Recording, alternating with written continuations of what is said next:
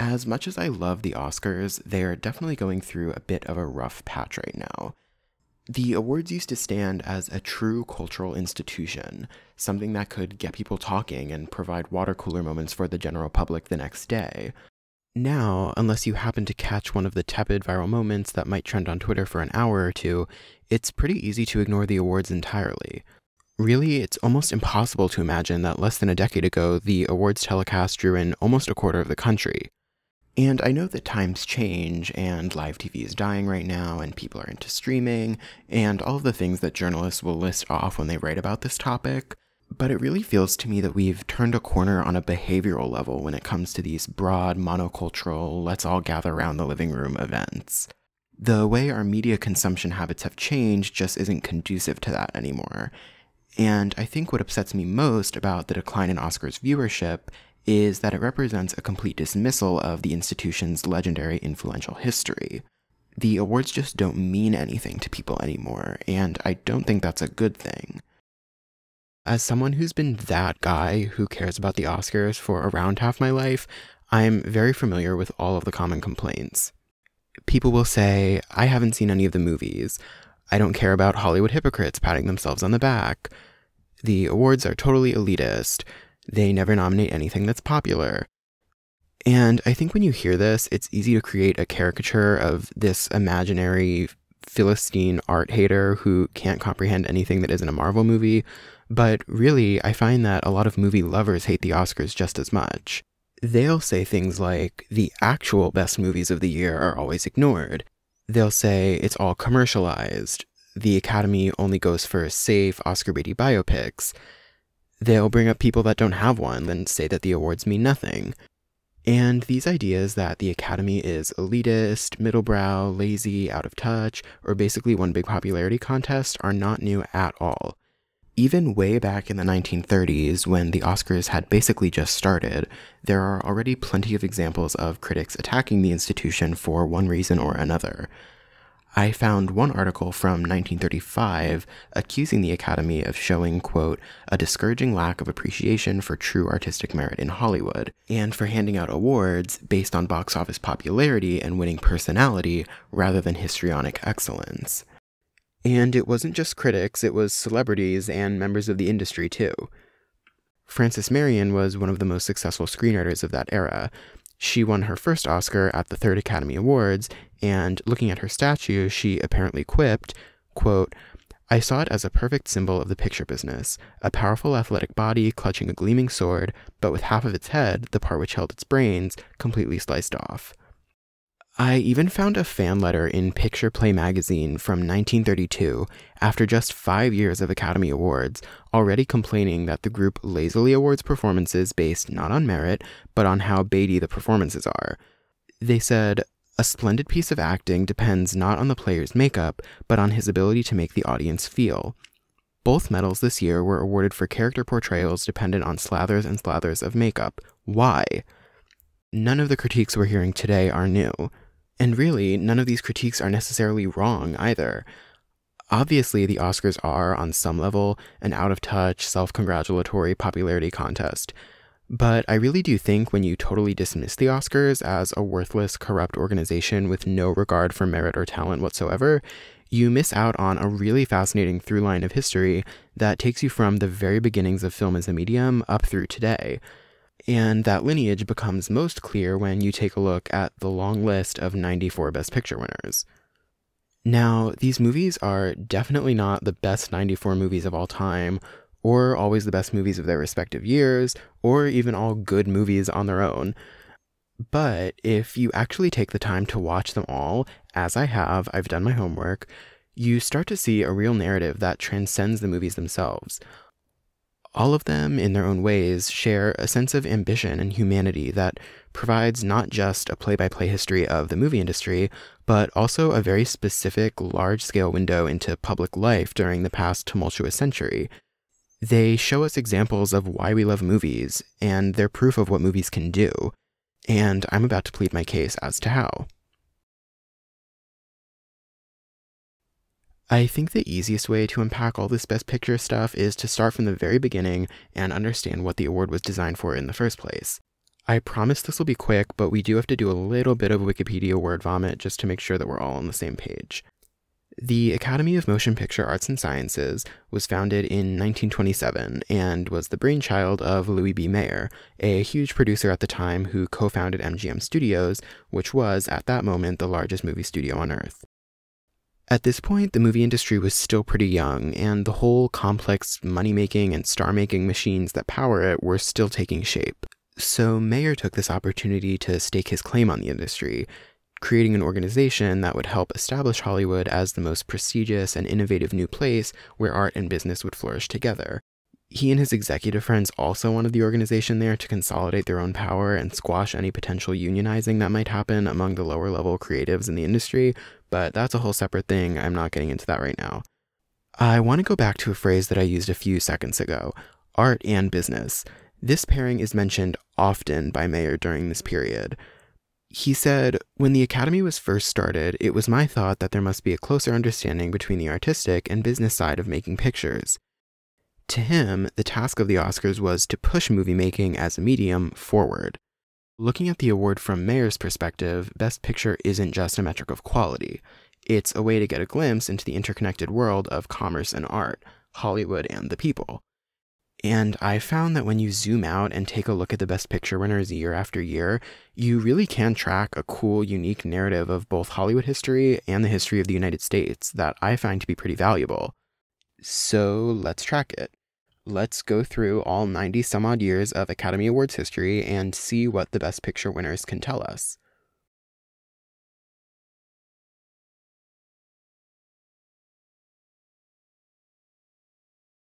We start out at the first Academy Awards in 1929. Our first Best Picture winner is Wings, and it's pretty great. It's a silent movie about two World War I combat pilots, their friendship, and a love triangle they have with the definitive late 20s it girl, Miss Clara Bow.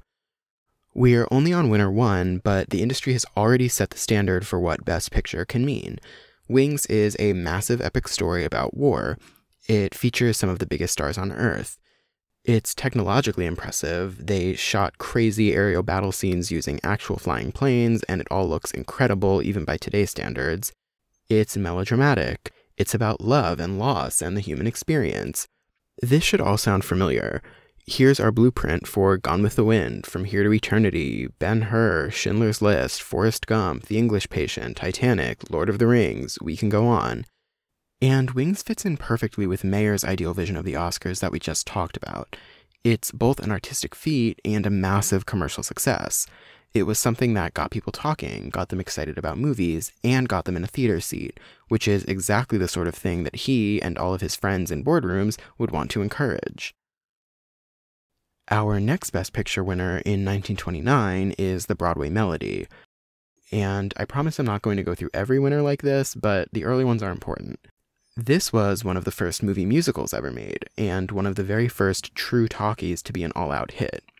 It follows two sisters as they enter show business, and it's pretty unremarkable when you watch it now, but it was huge for the time. MGM advertised it as the first all-talking, all-singing, all-dancing picture, and it became the highest-grossing movie of that year. Just like Wings, The Broadway Melody helped push the industry forward. It helped pioneer the musical genre, which, trust me, we will see a lot more of later in this video. But most importantly, it embraced sound as the new frontier of movie making. That's the Broadway Melody! And speaking of sound, this brings us to our first colossal industry shift. The first full feature with sound, The Jazz Singer, came out in 1927, and in the blink of an eye, talkies overtook silent movies as standard practice in Hollywood. At the first Oscars in 1928, every Best Picture nominee is a silent movie. At the second Oscars in 1929, every Best Picture nominee is a talkie, except one. And after that, we literally never get a silent movie nominated for the award ever again. Until 2011, but film critic Andrew Sarris talks about this in a piece for Film Comment magazine. He mentions that with the Academy dedicated to keeping Hollywood on the cutting edge, they wanted to usher out the silent era as quickly as they could, even though great silent movies were still being made. This is why in 1931, for example, works from total masters of silent cinema like Chaplin and Murnau got ignored in Best Picture, and the Academy instead gave the award to Cimarron, which is a decade-spanning epic about a family that settles out in the American West, and it does have sound, but it isn't very good. After that, we get a few more unique winners that I think I like more than most people. Grand Hotel has an all-star ensemble cast and a great early Joan Crawford performance. Cavalcade retells a couple decades of American history through the lens of one family.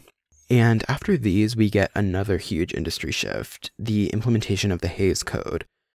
I'll keep it quick because this is very I Like Movies 101, but the code was basically a set of industry rules that censored most sexual, violent, or otherwise risque content from showing up in movies. The code was officially enforced in 1934, which means that in the few Best Picture winners that came before it, we see a pretty stark contrast in some of the content that's allowed to be on screen. In Wings, for example, we get an intimate gay kiss at the movie's emotional climax, even though it's sort of ambiguous whether it's explicitly sexual or more of a we're best friends dying in war sort of thing. In 1930's All Quiet on the Western Front, we get a ton of intense violence in the trenches of World War I, including a notorious scene that shows a soldier's severed arms left hanging on barbed wire after he gets blown up by a bomb. We also get a lot of overt anti-nationalist, anti-war themes that probably wouldn't fly after the Hays Code either.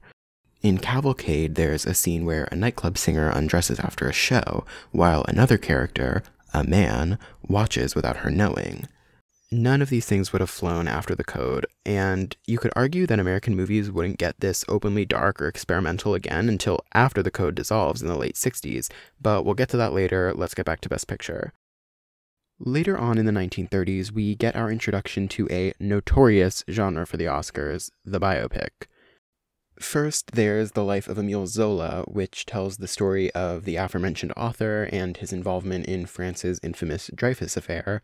There's also The Great Ziegfeld, about the legendary Broadway producer Florenz Ziegfeld, creator of The Ziegfeld Follies. To be honest, neither leave that much of an impression, but I guess that's usually the case with biopics, isn't it? And we cap off the decade with the crown jewel of the golden age of Hollywood, Gone with the Wind. Gone with the Wind is so grandiose and daring in scope that it basically redefined what a movie could be. It was enormously expensive, had a crazy production history, was highly anticipated, and a huge, huge, huge success. It grossed more than any other movie, it earned more Oscar nominations than any other movie had at the time, it won more Oscars than any movie had at the time. If there was a record, Gone with the Wind broke it. It was a true maximalist work of art in every way imaginable, and it represented the peak of what the studio system could do. The Hollywood machine in 1939 was truly firing on all cylinders, and the Oscars, by awarding Gone with the Wind as much as they did, are helping to prop it all up.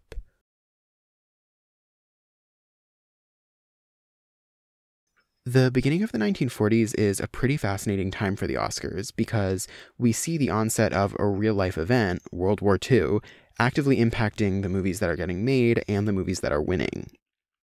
Mrs. Miniver, the 1942 melodrama that stars Greer Garson as the stoic mother of a British family living through the war, is probably the most glaring example. The movie ends with a big patriotic speech in a crumbling church, very subtle, about sacrifice and freedom and fighting tyranny, and it became such a symbol of wartime strength that it was reprinted in Time magazine, and Roosevelt even ordered that it be translated into different languages and airdropped over German territory. The following winner is Casablanca, which is fantastic, obviously, but also definitely captures that sense of looming terror and claustrophobia of wartime. And the next year, Bing Crosby starred in Going My Way, which won a ton of awards with its subtler themes about community and younger generations taking up the torch from their older mentors to keep their communities going. Then, in 1946, just months after the last veterans returned home from Asia, William Wyler hits us with The Best Years of Our Lives. It's interesting because Wyler also directed Mrs. Miniver, so these two movies sort of bookend America's involvement in the war and reflect two very different attitudes about it. The movie is basically just 3 hours of the American public processing the war that had just upended their lives. The movie even famously cast an actual World War II veteran and amputee, Harold Russell, in a role which he won an Oscar for. So this movie was enormous, and it got crazy critical praise. Bosley Crowther, in his rave New York Times review, described it as being, quote, cut from the heartwood of contemporary American life. A 1946 review in Motion Picture Herald took it a step further, saying that the movie's near-documentary style and tackling of contemporary issues could mark the beginning of a new school of filmmaking, one where the lines between fiction and reality are blurred. The back half of the 1940s is a pretty contemplative period for Best Picture. The movies are primarily focused on real-world issues, from honestly terrifying depictions of alcoholism with nightmare dream sequences in Billy Wilder's The Lost Weekend, a pretty tame anti-Semitism PSA in Gentleman's Agreement, and All the King's Men, a rip-from-the-headline story about a politician who starts out as a champion of the working class before eventually becoming corrupt. And I certainly can't forget the Laurence Olivier Hamlet adaptation we get thrown in there. You know, everyone give it up for Laurence.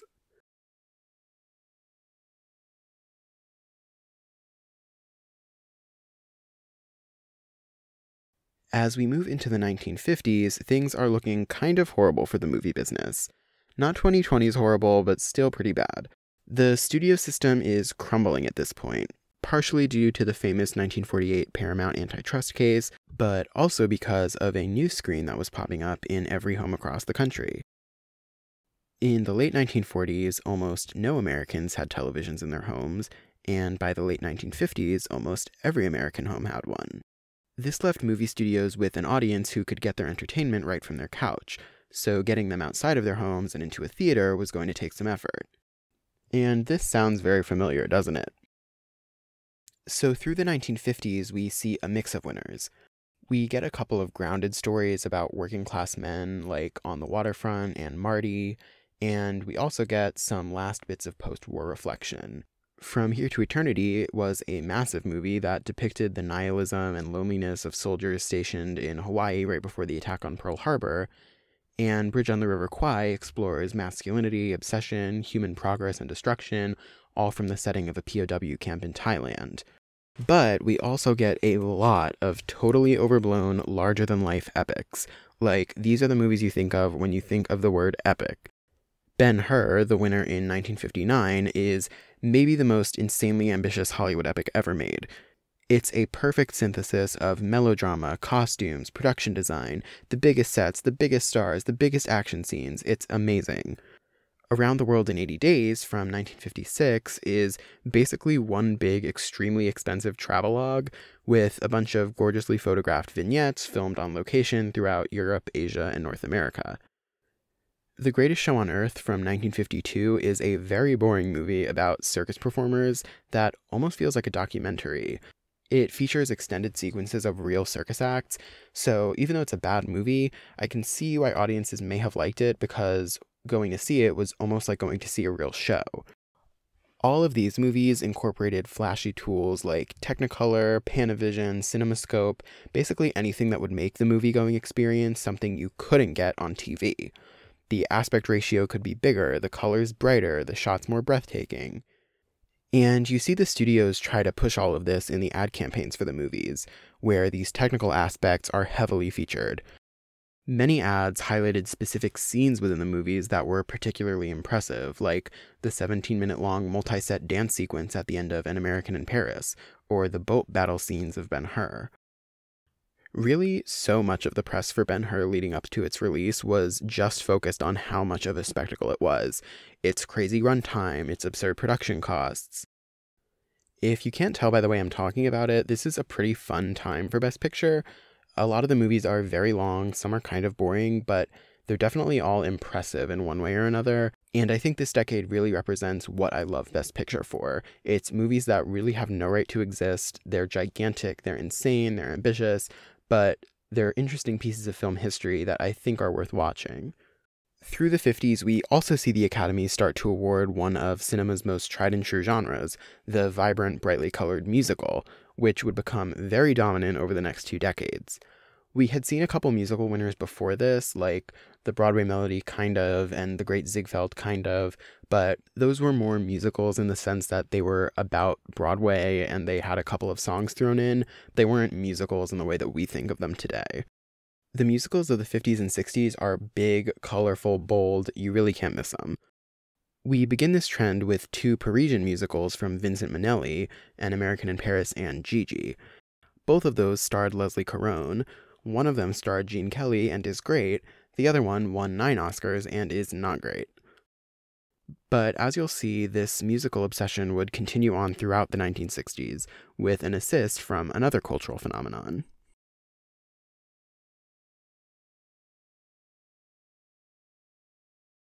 In some ways, the 1960s are a continuation of 1950s trends. Spectacle is popular, and big winners that sweep upwards of 7 awards are common. We've got a lot of heavy hitters here. The Apartment, West Side Story, Lawrence of Arabia, the universally beloved Tom Jones. But crucial to the 1960s is the British invasion. At this point in America, Beatlemania is in full swing. We've got mod fashion, we've got Twiggy, we've got James Bond movies, we've got Julie Andrews. We've got a 1, 2, 3, 4, 5, 6 punch of movies this decade that were produced in the UK, take place in the UK, or feature British stars. And half of these were musicals.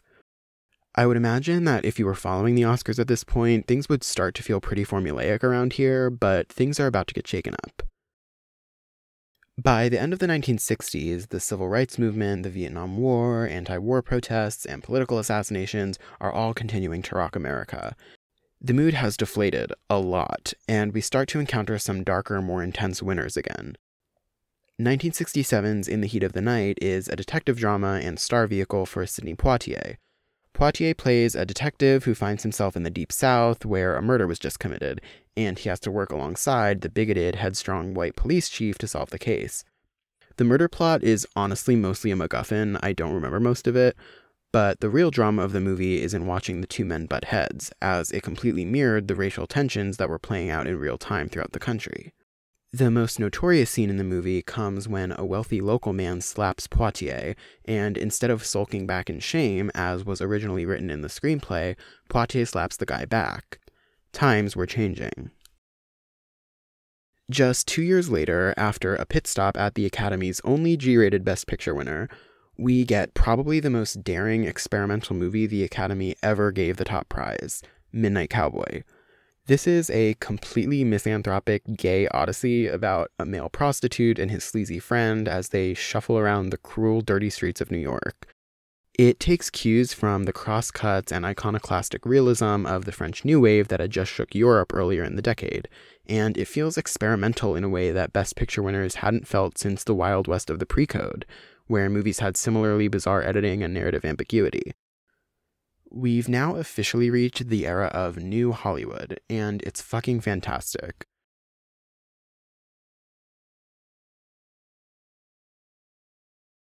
Here we usher in a new young crop of auteurs and the dark, grimy, scary, amazing movies of the 1970s, a tonal shift which again reflects American sentiments of the time. The Technicolor awe of the 50s and 60s is quickly replaced with the dirty streets of New York or Philadelphia. Singing and dancing are replaced with gunfights and garrote wires. Movies about the trauma of war, for example, are certainly not new for the Oscars, but here they're taken to new, darker heights. Essentially, the events of the last decade had left people questioning their place on the world stage and within their own country. The myth of America was beginning to show signs of wear, so in came anti-heroes, ambiguous endings, grainy cinematography, and a scrappy new frontier approach to movie making. This, combined with the collapse of the rigid studio system over the past couple decades, and the official retirement of the Hays Code in the late 60s, allowed movies to really start going there in ways that they hadn't before. And this means that we get the darkest decade of Best Picture winners by far. In 1971, there's The French Connection, a neo-noir about a detective's obsession with catching a drug smuggler in the crime underworld of New York City. There's both of The Godfathers, which document the corruption of man in the crime underworld of New York City. There's One Flew Over the Cuckoo's Nest, a pretty harrowing look at a man in a mental institution which has its fun moments, but spoiler alert, does not turn out well for him. In 1976, there's Rocky, the ultimate underdog story about the despair and impotence of the working-class everyman in a very gray, grimy Philadelphia. There's The Deer Hunter in 1978, a 3-hour mood piece following a bunch of factory workers who go to war and then come home to deal with PTSD and a loss of faith in the American system. And in this one, we've got not one, but 2 horrifying Russian roulette scenes. I think the general running themes here are pretty clear. Violence, corruption, hopelessness, despair, anger, feeling trapped in broader systems that you can't get out of. And at the end of the very masculine 70s, we get the only 2 winners of the decade that are even somewhat about women, Annie Hall and Kramer vs. Kramer.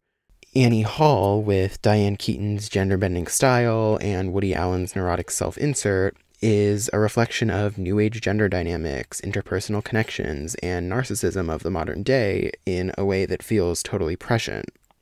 Kramer vs. Kramer feels like an aftershock of the second wave feminism of the 60s and early 70s. It was the biggest box office hit of its year, 1979, and Meryl's Oscar-winning performance opened up a national conversation around divorce and marital malaise and the expectations of motherhood. And really, the issues that Meryl's character is facing feel like they could have been plucked directly from the pages of The Feminine Mystique, which had come out around 15 years ago at this point. The following year, in 1980, Ordinary People wins Best Picture. It's a melodrama about the hotbox of psychological turmoil that is the affluent suburban family home. Here, we get another complex mother character played by Mary Tyler Moore. These 2 smaller, family-based psychodramas feel like the perfect place to cap off the 70s and transition into our next decade.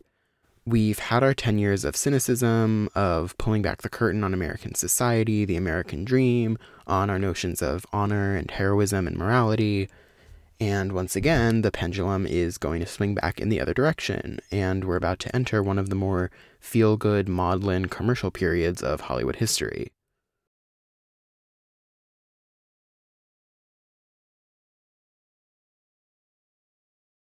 Now we're in the 80s. This is the decade of Spielberg and Lucas tag-teaming America for 10 years straight at the box office. Total blockbuster dominance. There's John Hughes and the rise of computer-generated effects, sequels, VHS sales, campy slashers, and crowd pleasers. At this point, America is in a period of economic prosperity, and the general mood has definitely lifted. Think less The Panic in Needle Park, more The Goonies. To deal with continually diminishing ticket sales, and with the new model of the blockbuster in front of them, studios begin to do what we've become very used to. Prioritize effects, big budgets, and bankable stars. This leads to a decade of popcorn spectacle and sentimental dramas, and in my opinion, it's the worst decade for Best Picture winners in terms of quality. Just going through the list, we've got a good amount of filler, to be honest. There's Chariots of Fire, a movie about running track that I would call slow and uneventful at absolute best. There's Platoon, a pretty good Vietnam War movie contemplating the moral ambiguities of war, but we've really been there, done that.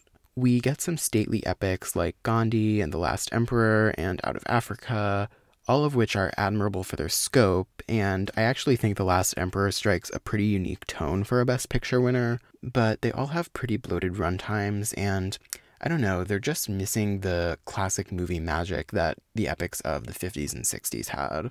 But when I think of the 80s, I really think of the winners like Terms of Endearment, Rain Man, Driving Miss Daisy, all of which reflect a specific saccharine, small-scale, almost TV movie tone that really stands apart from anything that had won the award in the past 30 years or so. They're all very commercial, low-stakes character studies that feel ripped from a completely different world than the harsh stuff we saw in the 70s or the really imposing, ostentatious movies of the 50s and 60s. Some of them are good, some are not. I am a pretty big fan of Terms of Endearment, but if you can't tell, I do not really care for this decade's winners that much, so I'm done talking about them.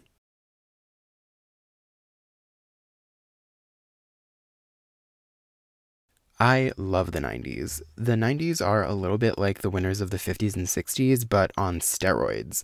Almost every movie here is a big movie with a capital B. Just take a look at the winners.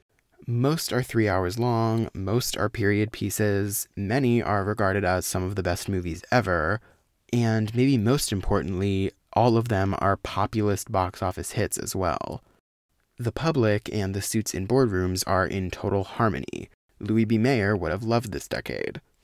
But in the 1990s, coming off of the 80s, movie stars are more individually powerful than ever.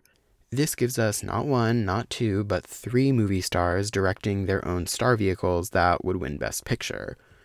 Kevin Costner runs around the American frontier for 3 hours in Dances with Wolves, Mel Gibson leads Scotland to freedom for 3 hours in Braveheart, and Clint Eastwood gives his take on the Western genre that made him famous in the first place in Unforgiven. There's a level of garish self-indulgence in these winners that we hadn't seen in forever and haven't seen since, and I really love this decade for that. In 1998, the New York Times published an article reflecting on James Cameron's speech after he won Best Director for Titanic. He ended his speech by stretching his arms out like Leo and exclaiming, "I'm the king of the world!" Apparently, this speech made an impression on the industry. Quote, "On one hand, the comment startled many producers and executives in Hollywood, who are accustomed to Oscar speeches with a degree of humility. On the other hand, Mr. Cameron was absolutely right." With Titanic, the synthesis of art and commerce reached a peak that we hadn't seen since Gone with the Wind. Movies were unquestionably on top again, helping drive culture forward. It spurred album sales and a run on bookstores for something, anything Titanic. Can't keep the books on the shelf. As soon as we put them on, they're gone. In retrospect, Cameron's speech really defines this decade at the Oscars for me. The 90s were a pretty great time for Americans if we're going to generalize the entire mood of an entire country for an entire decade. The economy was prosperous, the arts are flourishing, digital technology is taking off, progress is happening fast, and there was a general sense of optimism as we moved into the new millennium. America was the king of the world, so to speak. Millions and millions of people were showing up to theaters to watch way too long period pieces, war romances, celebrity vanity projects, and then gathering around their TV screens on Oscar night to watch Billy Crystal or Whoopi Goldberg crack some jokes. The industry machine was running totally smoothly. In retrospect, the ugly duckling of this decade is Shakespeare in Love, a middling, light, romantic period dramedy. The movie it beat, Saving Private Ryan, actually fits in much better among the winners of this decade, but this classic Oscars upset would actually prove to be the most prescient indication of the Oscars' future. We are about to enter the Weinstein era. The political campaigning, the kissing babies and attending screenings, and winning for movies that were designed in a lab as awards magnets. And obviously this kind of stuff happened in the past too, but Weinstein really got it down to a science. And these strategies were only going to grow stronger and stronger as we move into the 2000s. Might be the most eclectic decade for Best Picture, where we see the definition of the award shift from the stereotypical Academy mindset of the past century. Towards the beginning, we see some familiar fare. Big epics like the borderline Ben-Hur remake Gladiator. There's the very, very bad drama A Beautiful Mind. We also get another musical, which we're very familiar with by now, but this time it's a little more postmodern in tone, a little more winking and meta. In 2003, Return of the King wins, and this becomes really the first and only time that the Academy has honored a giant blockbuster franchise phenomenon. Then, at the middle of the decade, we start to see a bit of a shift, and we lean into darker and more unconventional endings. No spoilers for Million Dollar Baby, but oh my god, if you know, you know. Crash depicts a tapestry of racial tensions around Los Angeles. The Departed is about deception in the Boston Irish mob. There's No Country for Old Men in 2007, with its haunting, ambiguous ending, its opportunistic protagonist, and its unforgettable, psychopathic, inhuman villain. All of these share a certain nihilism and ambiguity about human nature that would fit right in among the slate of 70s movies we talked about earlier. And this little mood shift also matches up pretty well with American sentiment at the time. The gradual public disillusionment we see post 9/11 pretty closely mirrors the declining trust in government of the post-Vietnam decade. Hence the similar bad vibes. There are definitely no Olivers here. We then end the decade with a figurative and literal bang with The Hurt Locker, a quasi-documentary style account of a bomb disposal squad in Iraq, which stood out for a couple of reasons. For one thing, it's the first Best Picture winner directed by a woman. It's also the first time since World War II that the Academy is awarding a movie about a war that's still in progress. Just as movies like Mrs. Miniver or The Best Days of Our Lives examine the tolls of war and its ugly aftermath, The Hurt Locker asks audiences to examine America's place in Iraq and confront what seems to be man's natural inclination towards war and violence. The movie also stood out at the time for being the lowest-grossing Best Picture winner ever. Not only that, but it beat out another nominee that just so happened to be the highest-grossing movie of all time. The Hurt Locker was huge for the future of the Oscars. It showed that box office isn't everything, and that the massive technical juggernaut could sometimes be beaten by the small indie. And this got the ball rolling on a trend that continues into today. Prior to The Hurt Locker, the Best Picture winner was almost always in the top 10 highest-grossing movies of its year. Smaller dramas that today probably wouldn't even get a theatrical release, like Kramer vs. Kramer or Rain Man, were the #1 movies of their years. Even some of the most under-the-radar winners from back then, like Take the Last Emperor, a 2.5-hour-long actionless biopic about the collapse of Imperial China, still at least finished in the top 25.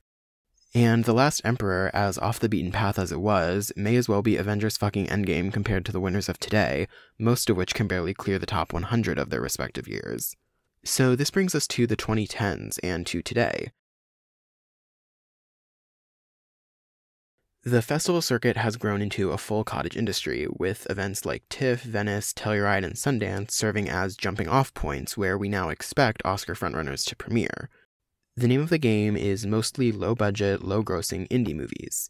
And now, after the pandemic rapidly accelerated the collapse of movie theaters and of our entire cultural system, our last Best Picture winners haven't made a dent in movie theaters at all.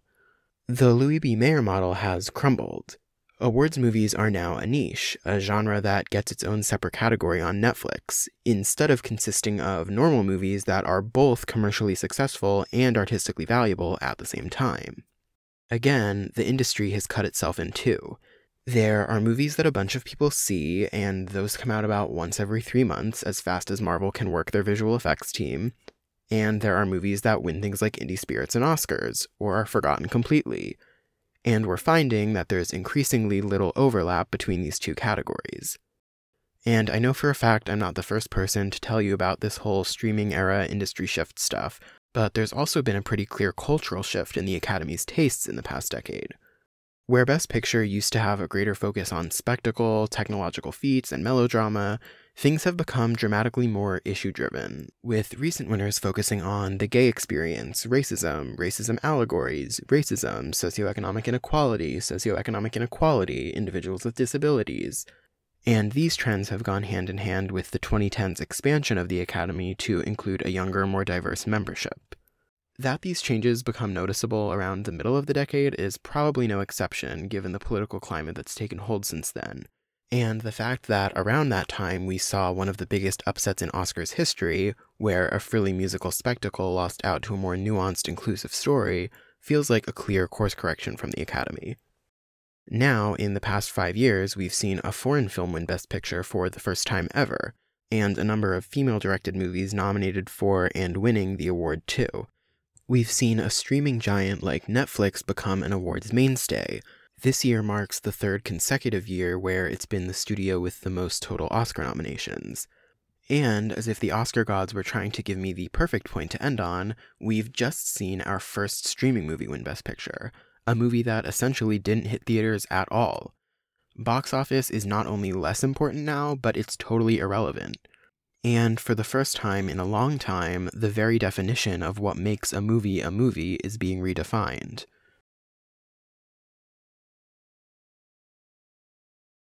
So that's it. Everyone stand up, do some stretches, take a breather. We've just gone from the very first Best Picture winner ever, one of the last successful silent movies that won amid the largest shift the industry had ever seen, to this year where we have a winner that represents an equally huge industry shift.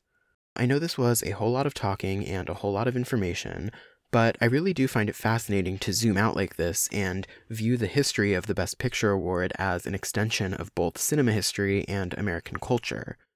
If you only look at a decade or two of winners, it's easy to picture the typical stereotypes and complaints. If you were in the 60s, you'd be rolling your eyes every time another musical got a nomination. In the 90s, you'd see a 3-hour-long war epic and assume it was going to win, and you'd probably be right. In the 2020s, you'd be complaining, as people are right now, that they give it to movies nobody's ever seen. But when you look at the grand scope of it all, you can observe these cycles over time, where the industry has shifted from experimentation into conventional studio fare, from cynicism into optimism, studio epics to streaming indies. And through all these changes, when you look back at all of the nearly 100 winners, to me what stands out the most is the profound humanism found in almost every one, which always feels true to whatever time they were working in. Some of them are pretty boring, or way too long, or a little reductive, but even those are all important pieces of our shared cultural mythology, a time capsule of certain viewpoints, a new technology that needed to be experimented with, a story the director felt needed to be told. And maybe that's part of what the Academy wants to reward. In an industry where playing make-believe and creating things that aren't real is the name of the game, the Oscars give people a chance to not just reward movies that show the world as it is, but the world as we want it to be, or think it ought to be. I wanted to end with an article I found while making this video.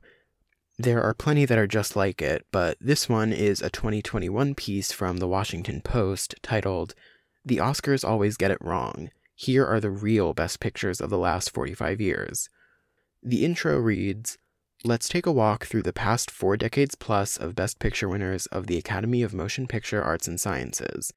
It's an almost unbroken chain of incorrect decisions. But with the perspective lent to us by the passage of time, we can now confidently look back and discern what was actually the best." And when I saw this, I guess my real intention for making this video fully clicked into place for me. It's to try and dispel this exact sort of attitude. It's a given that the best movie doesn't always win. Depending on who you ask, the Academy may have only awarded the actual best movie of the year a handful of times in their entire 100-year history. Because that's not actually the point of the Oscars, and not why we should care about them. When you're sitting through an award season, you aren't necessarily there to witness the best movie of the year ascend to the front of the pack and get its flowers. I think we all know that that doesn't happen most of the time. You are following the awards to witness a piece of Hollywood history, a blip on a line graph that in 20 years will probably represent an industry or cultural trend that you got to bear witness to. The Best Picture award doesn't show us the best movie of every year. It shows us what some people thought was the best movie of the year at that time. It's a snapshot of the time, a reflection of the culture the Academy is steeped in, an annual window into the state of the industry and the American psyche. And, like it or not, it's one that we aren't able to get any other way.